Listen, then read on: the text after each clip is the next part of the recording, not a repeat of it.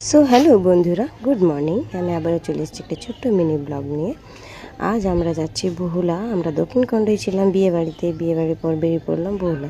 আমার ছেলে, আমি আর আমার বর মিলে সবাই মিলে চলে গেলাম বহুলা। আমি দেখাবো যে হ্যাঁ, ভোটের লাইন বা ভোট দেয়।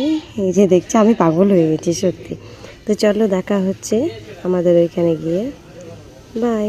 যে জিনিসটা আমি একদম পছন্দ করি না সেটা হলো তাড়াহুড়োর মধ্যে এই যে রেল গেট পড়ে যায়, আমার একদম ভালো লাগে না, টাইম থাকে না।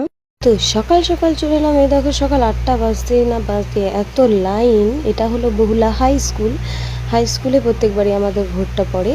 তো এখানে ভোট দিয়ে চলে যাবো এবার আমরা বাড়ি। এই দেখো, আমার ভোট দেওয়া কমপ্লিট। তো চলো, এখানে একটা দিদিভাই আছে, আমার যা, বড় যা, ওনাকে দেখা করব দিদির সাথে গল্প করব।